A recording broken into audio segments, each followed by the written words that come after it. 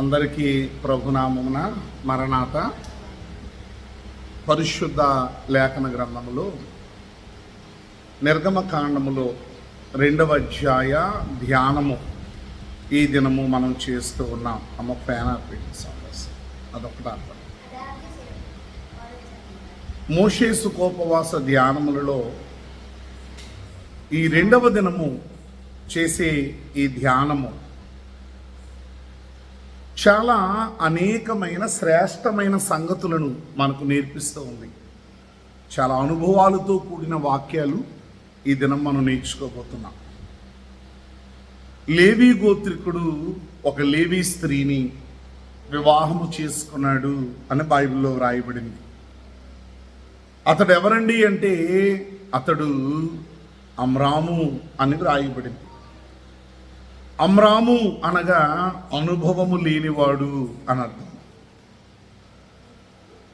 ఎవరిని వివాహము చేసుకున్నాడు అంటే యకేబేదు అనబడిన స్త్రీని వివాహము చేసుకున్నట్లుగా లేఖనములో వ్రాయబడింది. యకేబేదు అనేటువంటి మాటకి యెహోవా మహత్యము గలవాడు అని అర్థము. ఏంటండి? యెహోవా మహత్యము గలవాడు అని అర్థము. ఈ దంపతులైన వారికి 3 సంతానము ఉన్నారు. ప్రథమ సంతానముగా కుమార్తె అయిన మిరియాము జన్మించారు. ద్వితీయ సంతానముగా కుమారుడిగా అహరోను జన్మించారు. తృతీయ సంతానముగా ఇశ్రాయేలు జనాంగాన్ని బానిసత్వములో నుండి, బంధకాలలో నుండి, నిరాశ నిట్టూర్పులలో నుండి పాలు తేనెలు ప్రవహించే కనాను దేశమునకు చేర్చడానికి దేవుడు ఎన్నుకున్నవాడు, దేవుడు కోరుకున్నవాడు, దేవుడు నియమించుకున్నటువంటి మోషే 3వ సంతానముగా జన్మించాడు. మనకి ఈ అనుభవాలకి మొదటి అధ్యాయములో ఉన్న సంగతికి దేవుని పిల్లల చాలా అనుబంధం అనేది ఉంది. మొదటి అధ్యాయము 6వ వచనములో ఇశ్రాయేలీలైన వారు విస్తరించుడు చూచి ఫరో భయపడుతున్నాడు.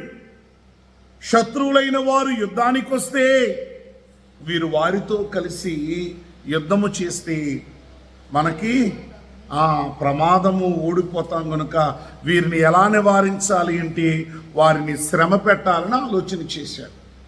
అప్పటికే మిరియాము అహరోనులు పుట్టేశారు. ఈ శ్రమ పట్టే అనుభవంలో ఈ ఫరో యొక్క ఆలోచన ఏంటంటే మంత్రసానులైన వారికి ఒక పనిని అప్పగించాడు. ఏమిటండి ఆ పని అనంటే, మీరు మగబిడలను పుడితే పురుట్లోనే చంపేయండి, ఆడబిడ్డలనైతే బ్రతకనమండి. ఆ దినాలలో మోషే పుట్టాడు. అహరోను గారు, మిరియాము గారు జన్మించిన కాలములో ఏ విధమైనటువంటి కట్టడలు లేవు. కానీ మోషే గారు జన్మించిన కాలములో, జన్మకాలములో మంత్రసానులైన వారికి చాలా ఖండితంగా ఆజ్ఞాపించాడు. ఏమని? కానీ యకేబేదు యుక్తి కలిగినది గనుక బిడను కని 3 నెలలు దాచగలిగింది. అతడు సుందరుడయ్యుండుట చూచి అని లేఖనములో రాయమని. అతడు ఎవరండి? సుందరుడై ఉన్నాడు అని లేఖనము చెబుతుంది.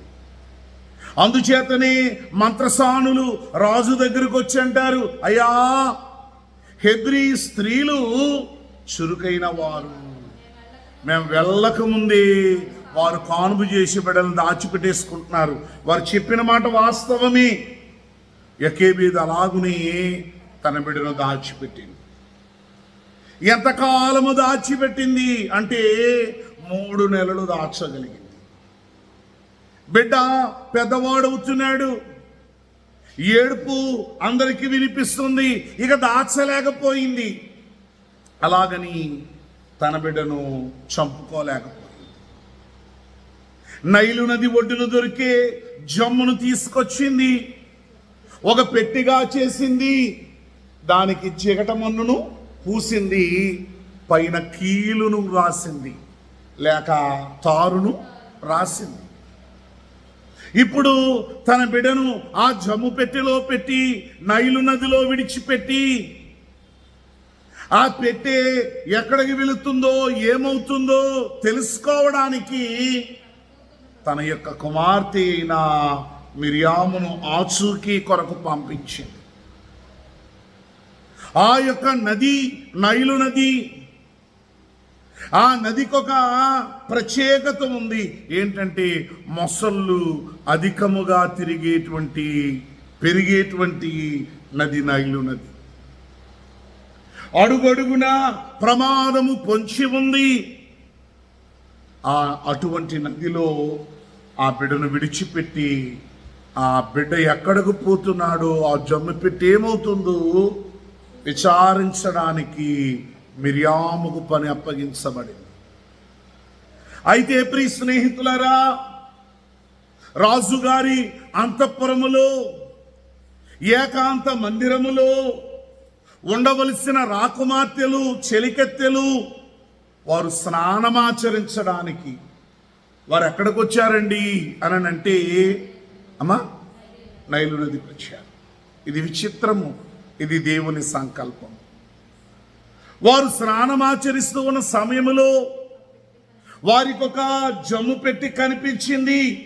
ఆ పెట్టె వారిని ఆకర్షించింది.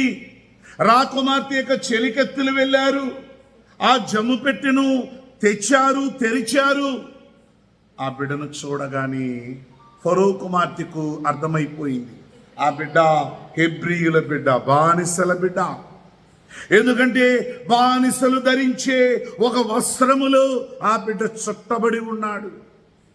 కనుక ఈ బిడ్డను చంపుకోలేక ఈతల్లో ఏం చేసింది, ఈ నైలు నదిలో విడిచిపెట్టిందని గ్రహించి, కానీ ఆ బిడ్డను విడిచిపెట్టడానికి ఫరో కుమార్తెకు మనస్సు రాలేదు. కారణము, అతడు సుందరుడై ఉన్నాడు అని బైబిల్ చెప్తుంది.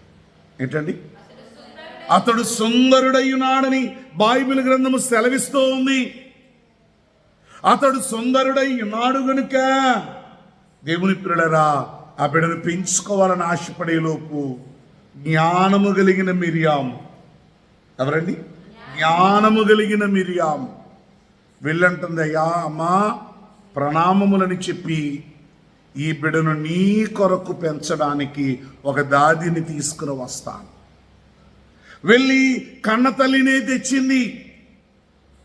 యెకెబేదు యొక్క భక్తి, యెకెబేదు యొక్క నీతి, యెకెబేదు యొక్క యథార్థత ఎంత ఉన్నతమైనదో దేవుడు ఈ అనుభవంలో ఉంచాడు.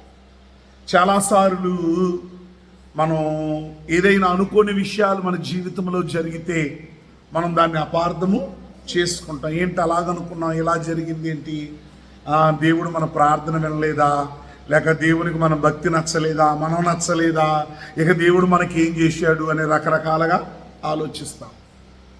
దేవుడు అంటాడు, నా తలంపులు మీ తలంపుల వంటివి కావు. యెకెబేదు మోషేను ఎంతకాలము పెంచినా దాచిపెడుతూ పెంచాలి, భయపడుతూ పెంచాలి. ఏ క్షణము ఏమవుతుందోనన్న భయములో బిడ్డను పెంచాలి. కానీ దేవుని ఏర్పాటు చూడండి, దేవుని ఉద్దేశము చూడండి.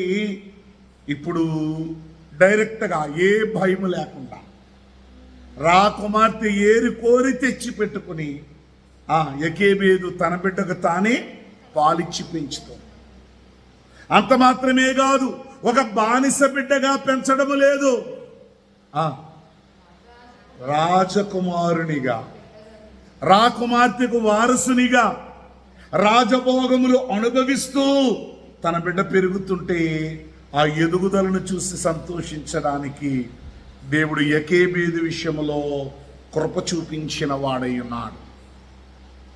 స్నేహితులారా, జాగ్రత్తగా దేవుని వాక్యాన్ని గమనిస్తే 9వ వచనములు అంటది, ఈ బిడ్డను నా నిమిత్తము నీవు పాలిచ్చి పెంచుము, నేను నీకేమిస్తాను, జీతం ఇస్తాను.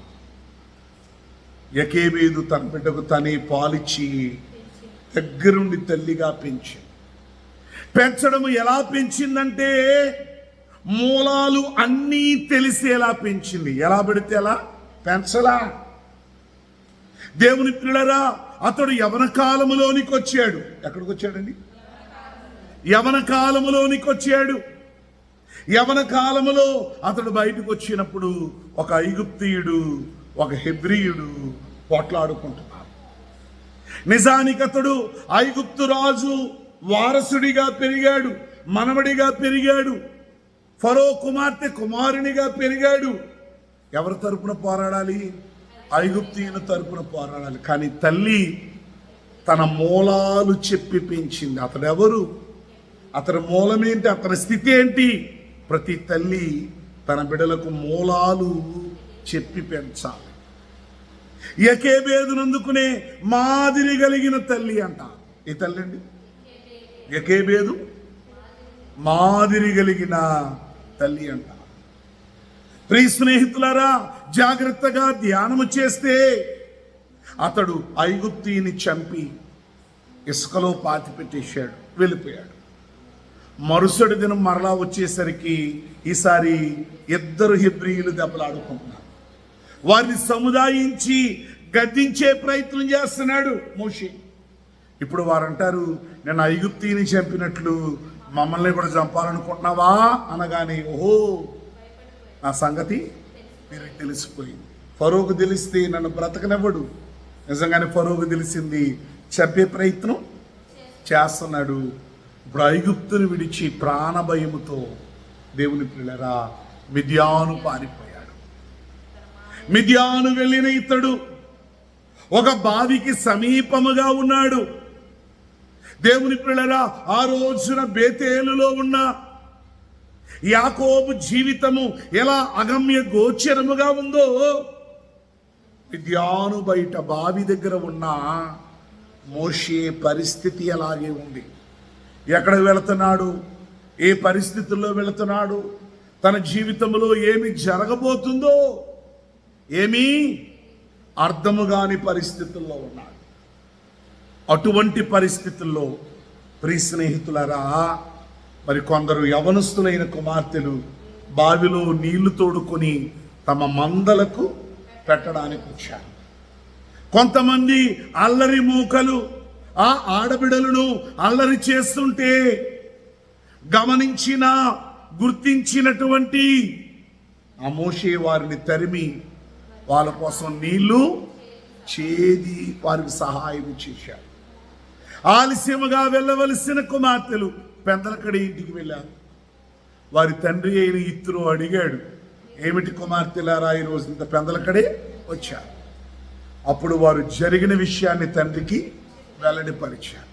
అయ్యో, మరంత సహాయం చేసిన వ్యక్తిని అలా విడిచొచ్చేసరి, త్వరగా తీసుకురండి. తీసుకొచ్చారు. భోజనము చేస్తున్నాడు. ఇప్పుడు ఇతరు అడుగుతున్నాడు, నువ్వు మాతో ఉండు, మా కుమార్తెలలో ఒకరు నీకిచ్చి వివాహము చేస్తా. అక్కడే సిప్పోరాను వివాహము చేసుకుని మిద్యానులో గొర్రెల కాపరిగా మోషే ఉండిపోయాడు. అతనికి ఒక బిడ్డ పుట్టాడు. నేను మిద్యానులో పరదేశిగా ఉన్నాను కనుక అతని పేరు గెర్షోము అని పేరు పెట్టాడు. ఈలోపు ప్రియ స్నేహితులారా, ఇశ్రాయేలీయుల యొక్క మొర్ర, ఇశ్రాయేలీయుల యొక్క మూలుగులు విస్తారమైపోయాయి.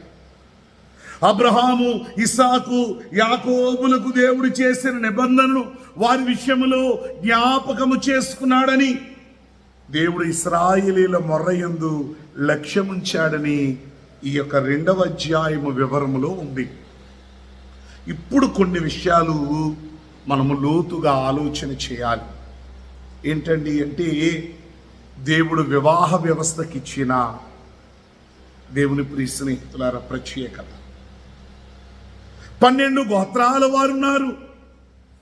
12 గోత్రాలలో ఈ లేవీయుడు వెళ్ళి వేరే గోత్రము యొక్క స్త్రీని వివాహము చేసుకున్నాడు?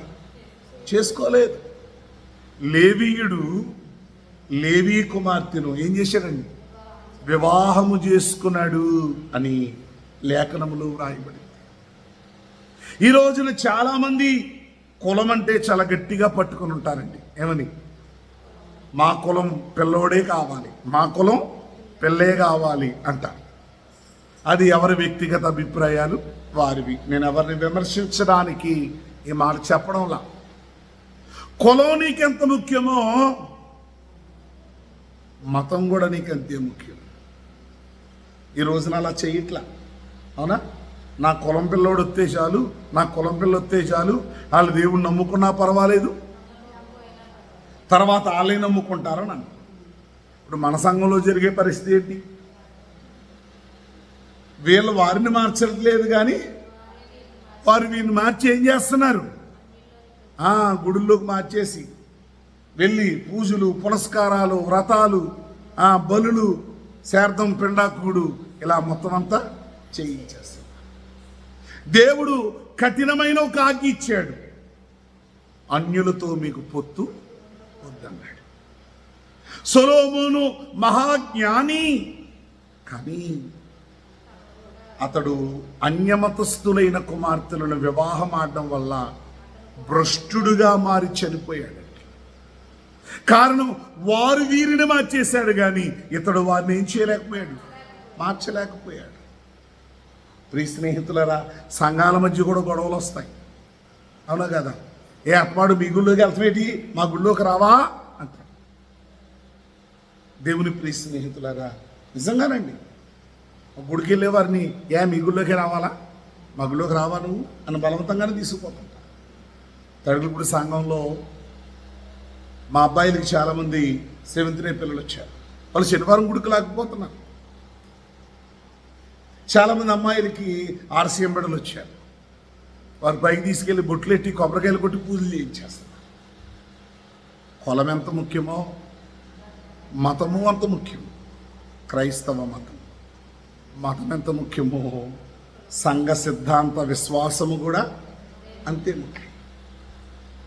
దేవుని పిల్లరా, అన్య వివాహాన్ని దేవుడు ఎంకరేజ్ చేయలేదు. లేవీ స్త్రీని ఏం చేశాడు? వివాహము చేసుకున్నాడని. ఇక్కడ రెండో విషయం ఆలోచన చేయాలి. యెకోబేదు మాదిరి కలిగిన తల్లి, తన గర్భాన్న 3 బిడ్డలు పుట్టారు, మిరియాము, అహరోను, మోషే. వీళ్ళు సన్యాసులు కాదు, సన్నాసులు కాదు. వీళ్ళందరికీ వివాహాలైనవి, వీరందరికీ కుటుంబాలు ఉన్నాయి, వీరందరికీ బిడ్డలున్నారు, వీరందరికీ జీవనోపాధి ఉంది, వీరందరికీ ప్రత్యేకమైన జీవితము కూడా ఉంది. కానీ కుటుంబాలు వేరైనా, జీవనోపాధి జీవనము వేరైనా, తన బిడ్డల 3 దేవుని కొరకు పెంచింది, దేవునిలో పెంచింది. ఇది చాలా ముఖ్యం. ఈ 2వ అధ్యాయము చాలా లోతైన విషయాలను తెలియజేస్తుంది. ఒకటి, వివాహ వ్యవస్థను గురించి ప్రశ్నిస్తుంది. రెండవది, బిడ్డల పెంపకాన్ని గురించి. నీ బిడ్డల్ని ఎలా పడితే అలా పెంచడానికి వీల్లేదు. ద్వితీయోపదేశకాండము 6వ అధ్యాయము 6వ వచనములో ఉంది, దేవుని ఆజ్ఞలను, దేవుని కట్టడలను నీ పిల్లలు కూర్చున్నప్పుడు, నుంచున్నప్పుడు, లేచినప్పుడు, నడిచినప్పుడు, పండుకున్నప్పుడు దాని గురించి మాట్లాడాలి. దేవుని వాక్యములట వారి నొసట బాసికము వలె కట్టాలి అని బైబిల్ గ్రంథం చెప్తాను. కానీ ఆయన సొలొమోను గారు అంటాడు, బాలుడు నడువవలసిన త్రోవను వానికి నేర్పించు, వాడు పెరిగి పెద్దవాడైనప్పుడు దాని నుండి, నా బంగారాలు, దాని నుండి ఇప్పుడు నడువవలసిన త్రోవను వానికి నేర్పించిన. మన పిల్లల్నేమో ఇంటికాడ కూర్చోయ్యా, మేము మాత్రం ఎక్కడికి వెళ్ళి వస్తాం, గుళ్ళోకి వెళ్ళి వస్తామయ్యా అంటే ఏం చేసినా సరే వారికి దేవుణ్ణి పట్టుకో. మన పిల్లలు ఎలా ఉండాలంటే నీటి యారును నాటబడిన ఆకువాడని ఫలమిచ్చు చెట్టు, అంటే దేవునితో అంటుకట్టబడిన వారిగా ఉండాలి. దేవుని మందిరములో నాటబడిన పచ్చని ఒలీవ మొక్కల వలె ఉండాలి. దేవుని పిల్లల పెద్దలైన వారు చెప్పారు, మొక్కై వంగనిదే మానే వంగున అన్నారు. అడ్డాల నాడు బిడ్డలు కానీ గడ్డాల నాడు బిడ్డల అంటే చిన్నప్పుడు వింటారు మాటలు, కానీ పెరిగి పెద్దవారై పెళ్ళయిన తర్వాత వింటారు ఆ మాటలు అన్న. చాలామంది అమ్మలు అంటారు, ఎప్పుడు మా పిల్లడు నాకు కొంగట్టుకు తిరిగి ఓడండి, పెళ్ళైపోయిన తర్వాత వాడి పిల్లం కొంగట్టుకుని తిరుగుతున్నాడండి నా కొడుకు అంటారు. అది న్యాయం. ఎందుకంటే మీ భర్త మీ అత్తగారు కొంగట్టుకు తిరిగాడు అనుకోండి, మీరు హ్యాపీగా ఉంటారా? కొత్త కొత్త ఉడుకుపోద్ది. మీ భర్త మాత్రం మీ కొంగట్టుకు తిరగాలి, మీ బిడలు మాత్రం మీ కోడల్లా కొంగట్టుకు తిరగకూడదు. ఇది ఎంత న్యాయం? బైబిల్ గ్రంథంలో తల్లిని నిర్లక్ష్యం చేస్తే శాపమనం, అలాగే భార్యకు ఇవ్వాల్సిన ప్రాధాన్యత కూడా భార్యకు ఇవ్వాలని. తల్లి స్థాయి వేరు, భార్య స్థాయి వేరు. ఎవరిని నిర్లక్ష్యం చేయకూడదు. ఎవరికి ఇవ్వాల్సిన తలాంతులు వారికి ఇవ్వాలి, ఎవరికి ఇవ్వాల్సిన ప్రాధాన్యత, ఎవరికి ఇవ్వాల్సిన గౌరవము వారికి ఖచ్చితంగా ఇచ్చి తీరాల్సింది. లేఖనము చెబుతుంది, నీ బిడలని ఎలా పెంచుతున్నావు? ఫరో కుమార్తె ఉంది కదా, ఈ బిడను నా కొరకు నీవు పాలిచ్చి పెంచు, నేను నీకు జీతం ఇస్తాను. మన పిల్లల్ని దేవుని కొరకు దేవునిలో పెంచుతున్నామా లేక లోకములో పెంచుతున్నామా ఆలోచించి. నేను ప్రార్థనలు అయిన తర్వాత కొంచెం ఆలస్యంగా రోడ్లు వెంబడి వెళుతూ ఉంటాను. ప్రార్థనలన్నీ ముగించుకొని 10-10:30 సమయంలో రోడ్లు వెంబడి వెళుతుంటే చాలామంది యవ్వనస్తులు ఫుల్లుగా తాగి బండి ఎలా నడుపుతున్నారో కూడా అర్థం కాకుండా నడుపుతుంటారు. ఏదో దాని కింద పడతారు, చస్తారు. వారి పిల్లలు, వారి కుటుంబాలు గొల్లుమంటూ ఉన్నాయి. కొంతమంది దేవుని పిల్లలు తాగి రోడ్ల వెంట వెళ్ళే వారి మీద కేకలు వేసి, సీసాలు వేసి అల్లరి చేసే వారిని చాలామంది చూశాను. చాలామంది త్రాగి రోడ్డు మీద అడ్డంగా పడిపోయిన వారిని చాలామంది చూశాను. నా కళ్ళతో కొన్ని వేల మందిని చూశాను. 20 సంవత్సరాల సేవా జీవితం ఎంత వేదన కలుగుతుందో. మత్తు పదార్థాలకు, మత్తు పానీయాలకు బానిసలై తల్లిని, తండ్రిని, భార్యని, బిడలని, తోడబుట్టిన వారిని నిండు దుఃఖములో వారు ముంచివేస్తూ ఉన్నారు. విచారకరమైన అంశం. ప్రియ స్నేహితులారా, అందుకునే ఫరో కుమార్తె అంటుంది, ఈ బిడను నా కొరకు నువ్వు పెంచాలి. దేవుడు కూడా అంటున్నాడు, నేను ఇచ్చిన బిడ్డ నా కొరకు పెంచాలి, నాలో పెంచాలి. హానోకు గారు 300 సంవత్సరాలు దేవునితో కలిసి నడిచాడని బైబిల్లో ఉంది. అయినంత మాత్రాన భార్యను కానీ, బిడలను కానీ, బాధ్యతలను కానీ, కుటుంబాన్ని కానీ అతను విడిచిపెట్టలేదు. అతడు బాధ్యతలు నిర్వర్తిస్తూని దేవునితో కలిసి నడిచాడు. అందుకనే మరణము లేకుండా అతడు కొనిపోబడ్డాడని బైబిల్ గ్రంథము సెలవిస్తుంది. ఇక్కడ మరో విషయం రాయబడింది, అతడు సుందరుడయుండు చూచి అని ఉంటుందండి. ఇంగ్లీష్ వెర్షన్ బైబిల్లో దేవుని దృష్టిలో చాలా సుందరుడు అని ఉందండి. ఇటమ్మా, దేవుని దృష్టిలో మోషే గారు చాలా సుందరుడట. మోషే గారు దేవునికి నచ్చాడు. మోషే గారు యకేబేదుకు నచ్చాడు. మోషే గారు ఫరో కుమార్తెకి నచ్చాడు. ఇంకా చెప్పాలంటే మోషే గారు తన మామగారికి కూడా. నిజానికి మోషే అడగాలి, మీ పిల్లలు ఎవరైనా ఎత్తావా, ఇక్కడ ఉండిపోతానని. కానీ అక్కడ విచిత్రంగా ఇద్దరు అడుగుతాడు, నువ్వు నా దగ్గర ఉంటే నా కుమార్తెలలో ఒకరినిచ్చి నీకు వివాహము చేస్తానంటాడు. మోషే అందరికీ నచ్చాడు. ఇక్కడ ఇంకొక విషయాన్ని గమనించాలి, బాహ్య రూపము వేరే, అంతరంగ సౌందర్యం వేరే. దేవుడు అంటాడు, మనుష్యులు లక్ష్యపెట్టు వాటిని యెహోవా లక్ష్యపెట్టు.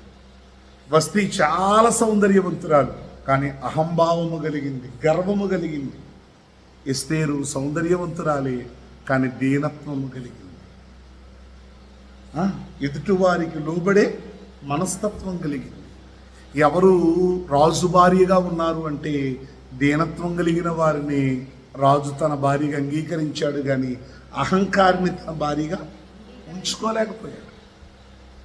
కనుక ఇక్కడ సౌందర్యం అనేది కూడా చాలా ముఖ్యం. బాహ్య సౌందర్యం, అంతరంగ సౌందర్యం. మనుషులకు నచ్చాలంటే బాహ్య సౌందర్యం కావాలి.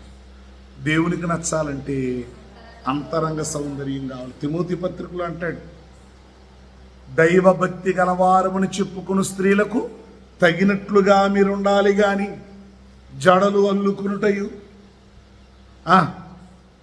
వస్త్రములు ధరించుటయు, నగలు పెట్టు అంటే బాహ్యాలంకారానికి కాదు, అంతరంగ అలంకారానికి మనం ప్రాధాన్యత ఇవ్వాలని లేఖనం చెప్తుంది. చివరిగా ఒక విషయాన్ని గమనిస్తే, కోపము చాలా ప్రమాదకరం. క్షణికావేశములో తీసుకునే ఏ నిర్ణయమైనా కూడా ఎటువంటిదండి? ప్రమాదకరం.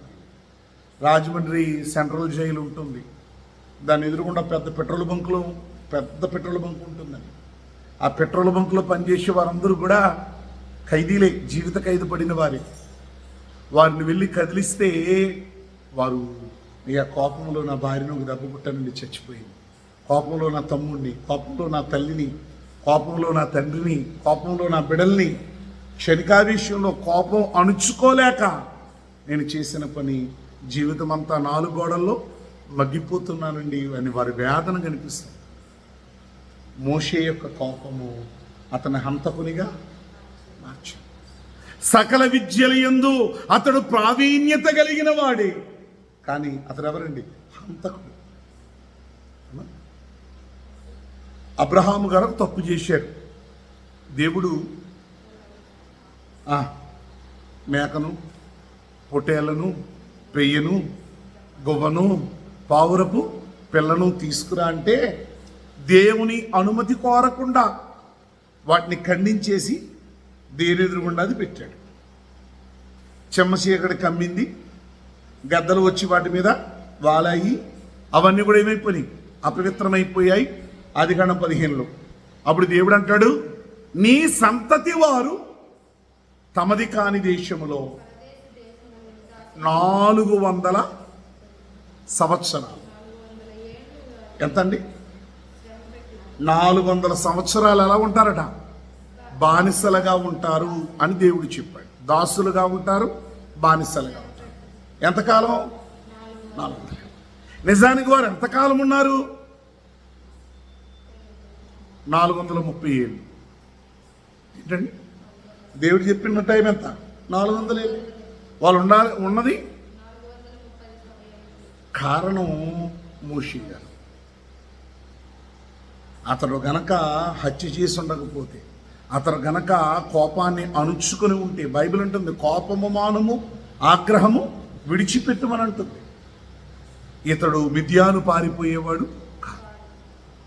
దేవుడు సకల విద్యల యందు ఇతనికి ప్రావీణ్యత ఇచ్చాడు, కానీ ఇతడు ఓర్పు అనే విద్య నేర్చుకోలేకపోయాడట. ఏంటండి? ఓర్పు, సహనము అనే విద్య నేర్చుకోలేకపోయాడు. కనుక తొందరపాటుతనం కలిగి హంతకుడిగా మారిపోయాడు. కనుక గొర్రెల కాపరిగా ఉండి ఓర్పు అనే విద్యను నేర్చుకున్నాడు, సహనం అనే విద్యను నేర్చుకున్నాడు. గొర్రెల కాపరులకి ఓర్పు అవసరమా? అవసరం లేదా? గొర్రెలు వెళ్తుంటాయి, పొరపాటున కొన్ని గొర్రెలు చేలో పడతాయి, రైతుకి ఆకలేస్తాడు. ఈ గొర్రెల కాపరి తిరగబడ్డానికి కుదురుద్దా? బాబయ్య బాబయ్య బాబయ్య బాబయ్య అంటాడు. ఆడు ఎన్ని తిట్టినా అయ్యా బాబయ్య, ఏదో అనుకోకుండా వచ్చినాయి బాబయ్య, ఏమనంత బాబయ్య అంటాడు. అంటే ఏమవసరం? నా బంగారుతనులు ఏమవసరం? ఓర్పు చాలా అవసరం. విద్యానులు మోషే గారికి ఏం నేర్పించాడు దేవుడు? చెప్పాలి, బంగారుతనుడు ఓర్పును నేర్పించాడు. ఓర్పును నేర్పించాడు దేవుని పిల్లలు. అందువల్ల మరి కొంతకాలం ఇశ్రాయేలీలు మూలగాల్సి వచ్చింది, కన్నీరు కార్చాల్సి వచ్చింది. అంతేనా అంటే ప్రజలు బాగా విసిగించేశారు, నీళ్లు లేవని. ఎవరిని? మామూలుగా విసిగించలేదు. ఇక శనిగినోళ్ళు శనిగినట్టే, గునుగునోళ్ళు గునుగునట్టే. కోపం తట్టుకోలేకపోయాడు. దేవుడు అంటాడు, నేను బండ మీద కూర్చున్నాను, బండతో అత్త మీద కోపం అంట. చెప్పాలి, అత్త మీద కోపం అంట గుత్త మీద చూపించారట. ఈ ప్రజల మీద ఉన్న కోపంతో బండ మీద కూర్చుంటాను మాట్లాడాయి అంటే కర్రిచ్చు కొట్టేశాడు. దేన్ని? బండను కొట్టాడు. నీళ్ళైతే వచ్చాయి, సముద్రం అంతా నీరైతే వచ్చింది. కానీ మాట్లాడమంటే కోపంతో ఏం చేశాడు? బండలు కొట్టాడు. కనానును చూచాడే గాని కనాను చేరలేకపోయాడు. తన కోపమే తన శత్రువు. కోపములోను బాధలోను నిర్ణయాలు తీసుకోకూడదు. అవి సరైన రీతిలో ఈ 2వ అధ్యాయం చాలా విషయాలు నేర్పించింది. వివాహ వ్యవస్థ దేవుడు ఎలా ఉండాలని కోరుకున్నాడు. 2వది, తల్లిదండ్రులు తమ పిల్లలను ఎలాగున పెంచాలో, ఎవరి కొరకు పెంచాలో, బాహ్య రూపము కంటే అంతరంగ సౌందర్యం ఎంత ప్రాముఖ్యమైనదో, కోపము యొక్క మూల్యము ఎంత భయంకరంగా ఉంటుంది అనే విషయాలు దేవుడు ఈ నిర్గమకాండములోని 2వ అధ్యాయ ధ్యానము ద్వారా దేవుడు అనేకమైన సంగతులను మనకు తెలియపరిచాడు. చదివి వదిలిపేయడం కాదు, విని వదిలేయడం కాదు, దాని గురించి నెమరు వేసుకుని అవి మనలో ఉండకూడని వాటిని విడిచిపెట్టాలి, ఉండవలసిన వాటిని చేపట్టాలి, దేవుని హత్తుకుని ముందుకు సాగాలి. అట్టి ధన్యత దేవదేవుడు మనెల్లరకు అనుగ్రహించు.